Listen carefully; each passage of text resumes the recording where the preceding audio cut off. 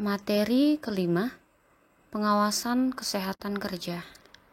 Pada materi pengawasan kesehatan kerja, ada 11 sub-elemen yang akan dipelajari, yaitu yang pertama sebenarnya yang menjadi latar belakang pengawasan kesehatan kerja. Yang kedua, dasar hukum pengawasan kesehatan Undang-Undang 1970. Yang ketiga, pengertian pengawasan kesehatan keselamatan kerja. Yang keempat, pada pasal lingkup kesehatan kerja. Tempat pelaksanaan. Yang kelima, pelayanan yang mana dibuat, kerja. Dicoba, dipakai. Yang keenam, pemeriksaan kesehatan tenaga kerja, pesawat. Yang ketujuh, penyakit akibat kerja. Yang kedelapan, gizi kerja. Yang kesembilan, ergonomi. Yang kesepuluh, pertolongan pertama pada kecelakaan. Gas, minyak, yang ke-11, air, toksikologi, di mana dilakukan pembuangan atau pemusnahan sampah atau limbah, di mana dilakukan pekerjaan yang mengandung bahaya tertimbun tanah, kejatuhan, terkena pelantingan benda, terjatuh atau terperosok, yang dengan peraturan perundangan dapat membahayakan keselamatan dan kesehatan tenaga kerja, harus mendapat perlindungan seperti itu. Dan juga di pasal 3 yang memuat di mana tempat bekerja seperti pada pasal 2 tadi, bagaimana cara mencegah atau mengurangi kecelakaannya, bagaimana mencegah dan mengurangi pemadaman kebakaran, bagaimana cara memberikan pertolongan pada kecelakaan, bagaimana memberikan alat-alat perlindungan diri dan sebagainya untuk yang namanya syarat-syarat keselamatan dan kesehatan di tempat kerja. Untuk pasal kelima, lebih kepada pengawasan pelaksanaan dari Undang-Undang 1 1970. Pasal ke-8 sendiri berisikan tentang kewajiban memeriksakan kesehatan tenaga kerja. Nah, untuk ini diwajibkan ada yang namanya pemeriksaan kesehatan awal atau pre-employee, pemeriksaan kesehatan annual atau berkala, pemeriksaan kesehatan khusus, dan pemeriksaan kesehatan purna bakti atau pensiun. Seperti itu. Untuk pasal 11 berisikan tentang pengurus wajib melaporkan yang namanya kecelakaan kerja. Untuk pasal ke-12 di mana ada kewajiban dan hak tenaga kerja untuk melaksanakan yang namanya K3 atau keselamatan dan kesehatan kerja. Pasal 14 yang berisikan pengurus wajib menempatkan Undang-Undang 170, gambar K3, poster K3, dan menyediakan APD secara gratis atau cuma-cuma. Nah, untuk latar belakang yang kedua, kesehatan tenaga kerja itu perlu diupayakan dikarenakan apa? Dikarenakan tenaga kerja itu harus kita pastikan tetap dalam keadaan yang selamat. Dalam artian, seorang tenaga kerja datang ke tempat kerja selamat dan pulang juga harus selamat. Seperti itu. Seorang tenaga kerja datang ke tempat kerja dengan sehat, aman, dan sejahtera, kita pastikan untuk dapat pulang juga dengan sehat, aman, dan sejahtera. Terus untuk mencapai tingkat produktivitas yang maksimal. Jadi ketika tenaga kerja di tempat kerja itu memiliki kesehatan yang sehat, selamat, aman, dan sejahtera, dipastikan tingkat produktivitasnya, kinerjanya itu akan efektif. Nah, hasilnya juga akan produktif dan maksimal. Tetapi masih banyak sekali pengusaha yang belum memahami, bahkan belum secara 100% mengaplikasikan atau mengimplementasikan Undang-Undang 170 ini, di mana banyak pengusaha yang belum memahami sumber bahaya di tempat kerja, banyak pelanggaran, sehingga perlu yang namanya pembinaan. Nah, untuk pembinaan ini sendiri lebih kepada kita dituntut, kita diajarkan, kita dibina apa sih sebenarnya, kenapa sih K3 itu penting, pengawasan K3 itu penting, seperti itu. Dan untuk melaksanakan Undang-Undang 170 perlu pengawasan pelaksanaan peraturan tadi. Perlu kursus, perlu dibina oleh pengawas ketenaga kerjaan.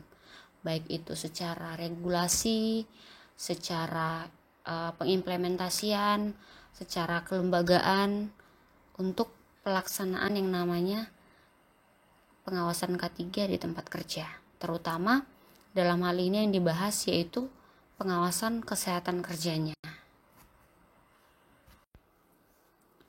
Dasar hukum pengawasan kesehatan kerja.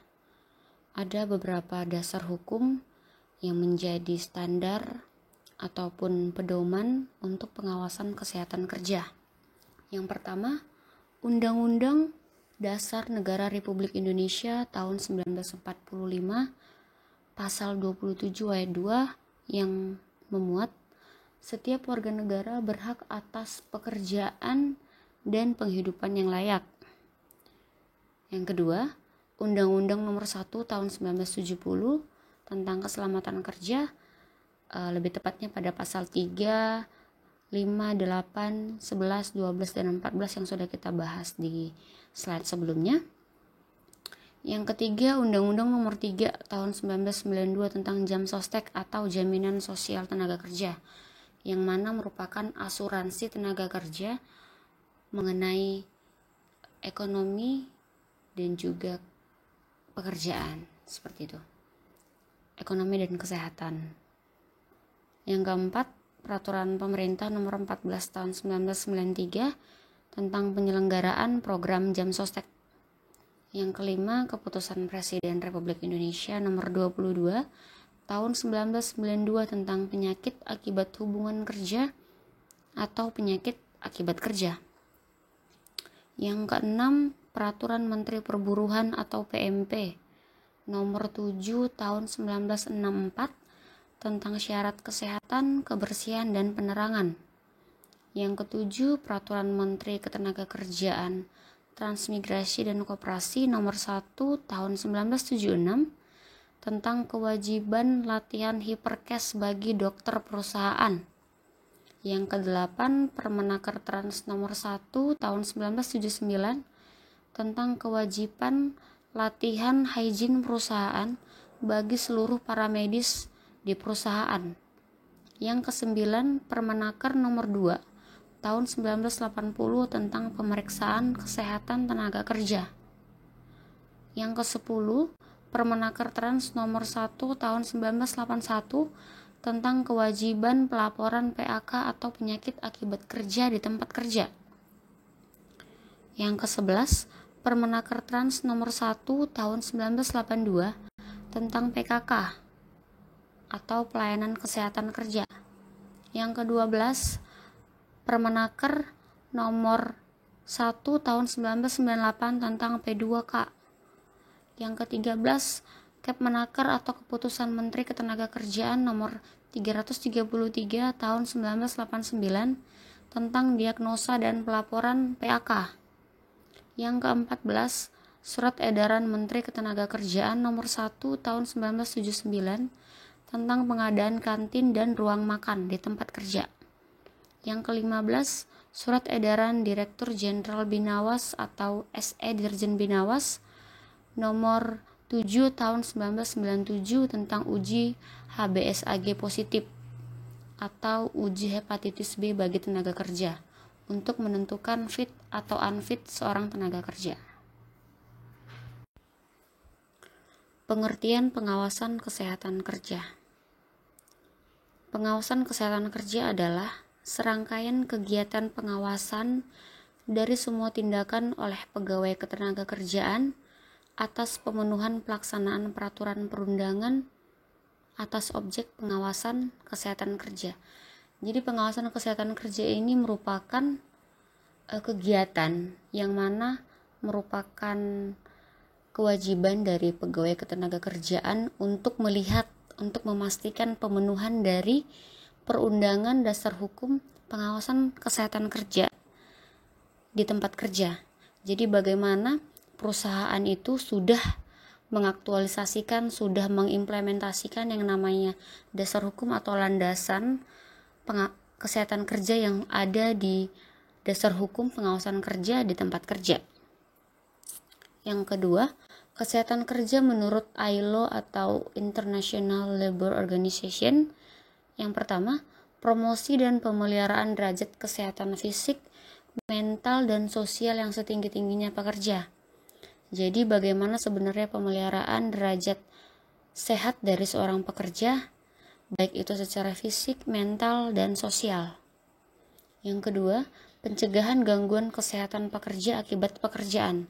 Ini lebih seperti ke psikologis seorang pekerja. Bagaimana cara kita mencegah gangguan kesehatan terhadap pekerja akibat dari pekerjaan itu, akibat dari terpapar pekerjaan baik lingkungannya atau proses kerjanya. Yang ketiga, perlindungan pekerja dari resiko akibat faktor-faktor yang mengganggu kesehatan. Yang keempat, menempatkan pekerja sesuai kemampuan fisik dan psikologisnya. Yang kelima, penyesuaian pekerjaan kepada manusia dan setiap manusia pada pekerjaannya. Jadi bagaimana kita dapat menyesuaikan pekerjaan untuk tiap pekerja itu? Seperti kalau di awal masuk bekerja ada beberapa perusahaan yang melakukan tes psikologi. Nah, dari tes psikologi ini kita bisa menempatkan seorang pekerja ini untuk ditempatkan pada posisi tertentu proper atau tidak. Seperti itu. Jadi kalau misalkan seseorang yang bakalan sering di kantor, itu harus setidaknya seseorang yang konstan, bukan seseorang yang cepat bosan. Jadi untuk ini diharapkan untuk rekrutmen itu dapat mengaplikasikan yang namanya tes psikologi. Begitu pula untuk tes fisik, ada beberapa pekerjaan, beberapa proses kerja yang membutuhkan yang namanya fisik yang baik. Seperti kalau misalkan dia operator, nah biasanya itu dia akan dilakukan tes fisik full, mulai dari fisik luar sampai bahkan tes paru, tes jantung, rekam jantung, tes pendengaran, mungkin tes kekuatan fisik, seperti itu. Ruang lingkup kesehatan kerja yang pertama yaitu dengan melakukan penyelenggaraan pelayanan kesehatan kerja meliputi sarana, tenaga, dalam artian dokter, pemeriksa kesehatan tenaga kerja, dokter dan para medis perusahaan dan organisasi, baik itu pimpinan unit PKK atau pelayanan kesehatan kerja dan pengesahan penyelenggaraan dari PKK. Yang kedua, pelaksanaan pemeriksaan tenaga kerja. Ada pemeriksaan awal atau pre-employee, di mana pemeriksaan ini dilakukan sebelum seorang tenaga kerja ditempatkan di pekerjaan. Nah, untuk melihat apakah tenaga kerja ini memiliki fisik, mental, bahkan sosial yang sehat atau tidak. Terus untuk pemeriksaan berkala merupakan pemeriksaan secara rutin, minimal 1 tahun sekali untuk melihat derajat sehat seorang tenaga kerja. Pemeriksaan khusus ini dilakukan bagi tenaga kerja yang terpapar atau memiliki resiko bahaya yang tinggi. Sedangkan untuk pemeriksaan purna bakti itu pemeriksaan kesehatan kerja bagi pensiunan atau yang mencapai hari tua. Yang ketiga, pelaksanaan P3K atau petugas pertolongan pertama pada kecelakaan, mulai dari petugas atau personilnya, kotak dan isi kotak P3K. Yang keempat, pelaksanaan gizi kerja, dimulai dari pemeriksaan gizi dan makanan bagi tenaga kerja, kantin dan catering pengelola dan petugas cateringnya. Yang kelima, pelaksanaan pemeriksaan syarat-syarat ergonomi. Pemeriksaan bagaimana suatu proses kerja, alat kerja dapat digunakan, dapat dikerjakan oleh tenaga kerja dengan baik dan benar sesuai dengan penggunaannya. Yang keenam, pelaksanaan pelaporan pelayanan kesehatan kerja, pemeriksaan kesehatan tenaga kerja, dan bahkan sampai ke pelaporan penyakit akibat kerja. Pelayanan kesehatan kerja. Menurut Permenaker nomor 3 tahun 1982 pasal 2, pelayanan kesehatan kerja meliputi yang pertama, melakukan pemeriksaan kesehatan sebelum bekerja, berkala, khusus, dan purna bakti. Yang kedua, melakukan pembinaan dan pengawasan atau penyesuaian pekerjaan terhadap tenaga kerja. Jadi sebelum tenaga kerja itu ditempatkan dalam suatu bidang kerjanya, akan diberikan pembinaan dan juga akan dilakukan pengawasan untuk sebagai penyesuaian tenaga kerja dengan pekerjaannya. Yang ketiga, melakukan pembinaan dan pengawasan lingkungan kerja. Jadi dilakukan pembinaan dan pengawasan untuk faktor-faktor lingkungan kerja, mulai dari faktor fisik, kimia, biologi, psikologi, dan bahkan ergonomi. Yang keempat, melakukan pembinaan dan pengawasan perlengkapan kesehatan saniter. Jadi mulai dari sanitasi lingkungan, sanitasi perusahaan, bahkan kakus, pembuangan limbah. Yang kelima, melakukan pembinaan dan pengawasan perlengkapan kesehatan kerja. Untuk perlengkapan kesehatan kerja mungkin mulai dari kotak P3K, isi dari kotak P3K, tempat-tempat atau spanduk-spanduk simbol K3. Yang keenam, melakukan pencegahan dan pengobatan terhadap penyakit umum dan penyakit akibat kerja. Yang ketujuh, melakukan P3K atau petugas pertolongan pertama pada kecelakaan. Mulai dari diadakannya pembinaan untuk petugas atau personil P3K, pengawasan untuk isian kotak P3K. Yang kedelapan, melakukan pendidikan kesehatan kepada tenaga kerja dan latihan untuk petugas P3K.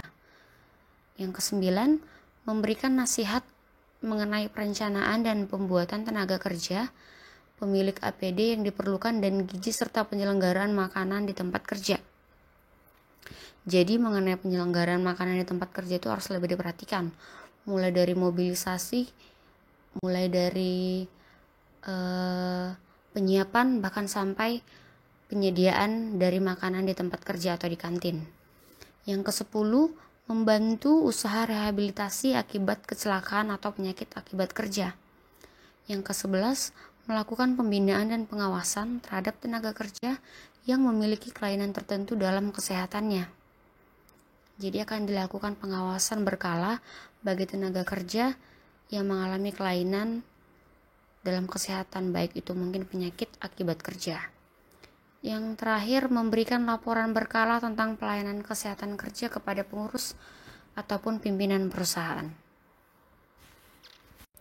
Pemeriksaan kesehatan tenaga kerja sesuai dengan Undang-Undang Nomor 1 Tahun 1970 disebutkan bahwa tenaga kerja itu wajib dilakukan pemeriksaan kesehatan. Yang pertama, pemeriksaan kesehatan awal ditujukan agar tenaga kerja yang diterima berada pada kondisi kesehatan yang setinggi-tingginya, tidak mengidap penyakit menular dan fit untuk pekerjaannya, sehingga keselamatan dan kesehatan tenaga kerja bersangkutan dan tenaga kerja lainnya dapat dijamin.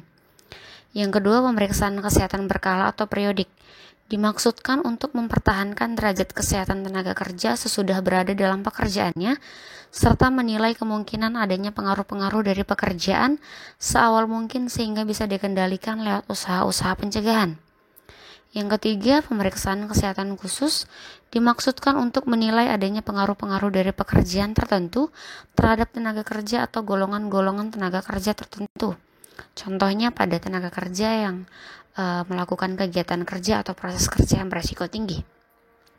Yang keempat, pemeriksaan kesehatan purna bakti dimaksudkan untuk menilai adanya pengaruh-pengaruh terhadap tenaga kerja sesudah berada dalam pekerjaannya. Untuk purna bakti ini sendiri dilakukan bagi tenaga kerja yang sudah mencapai masa pensiun atau masa hari kerja tua. Penyakit akibat kerja. Menurut Undang-Undang Nomor 1 Tahun 1970, Junto Permenaker Trans Nomor 1 Tahun 1981, Junto Kepres Nomor 22 Tahun 1933, yang dikatakan dengan penyakit akibat kerja atau occupational disease merupakan penyakit yang disebabkan oleh pekerjaan atau lingkungan kerja itu sendiri.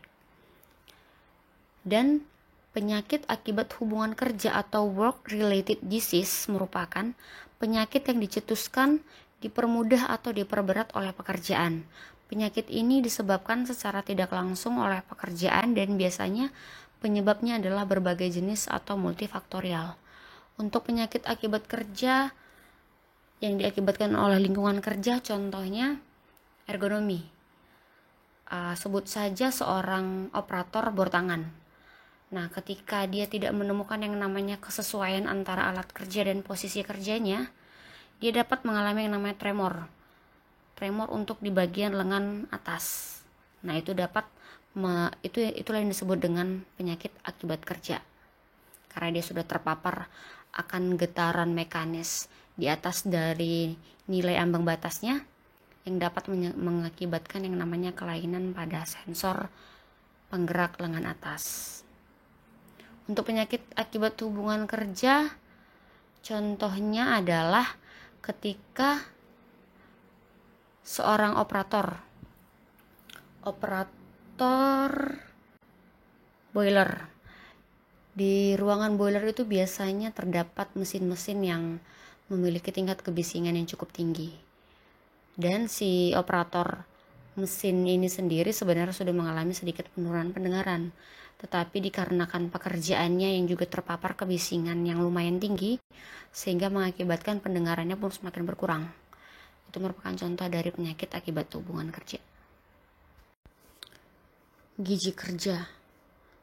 Gizi kerja ini merupakan salah satu elemen penting dalam pengawasan kesehatan tenaga kerja, yang mana dengan gizi kerja ini merupakan spesifikasi kebutuhan gizi, kebutuhan zat yang dibutuhkan oleh tenaga kerja, mulai dari karbohidrat atau hidrat arang, lemak, protein, vitamin, mineral, dan air.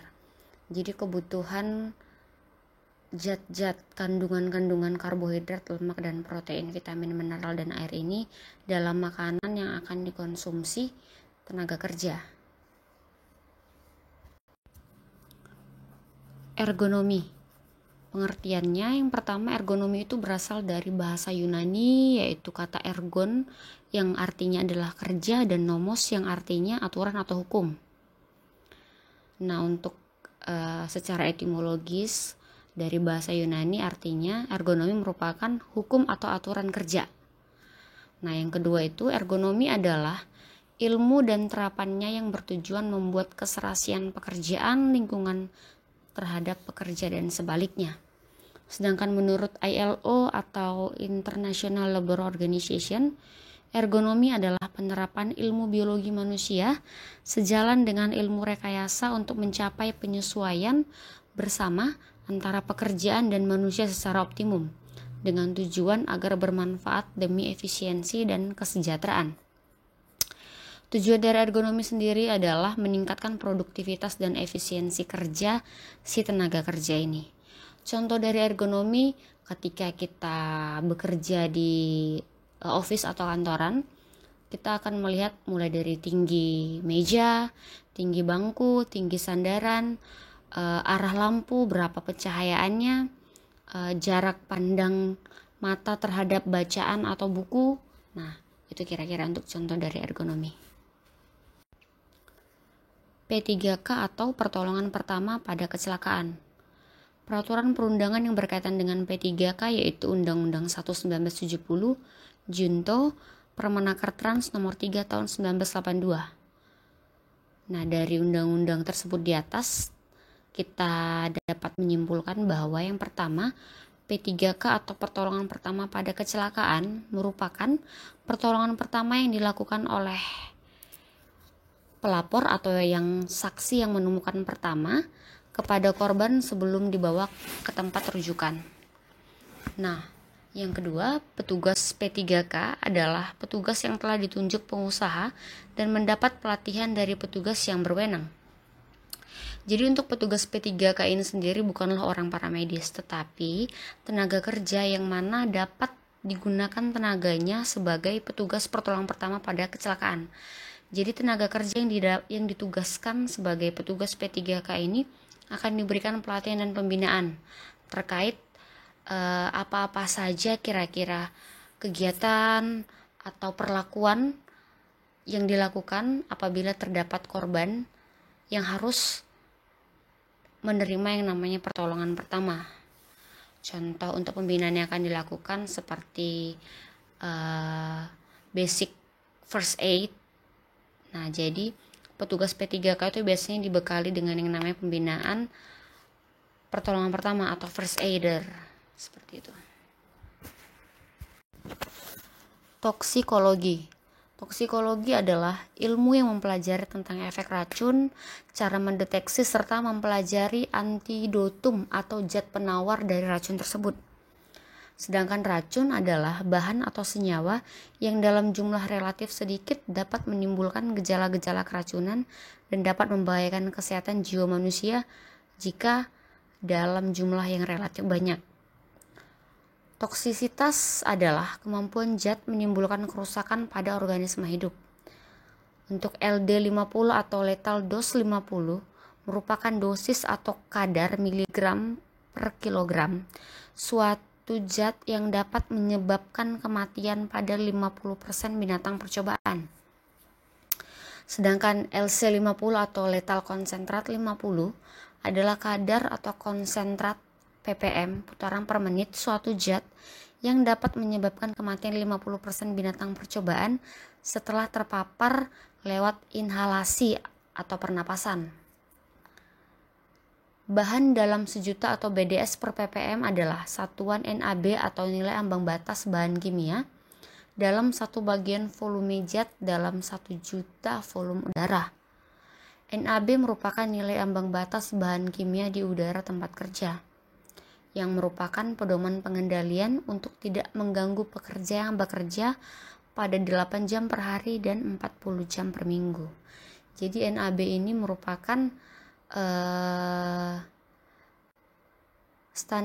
pedoman di mana suatu paparan itu tidak terlalu berpengaruh terhadap tenaga kerja apabila bekerja 8 jam per hari atau 40 jam per minggu.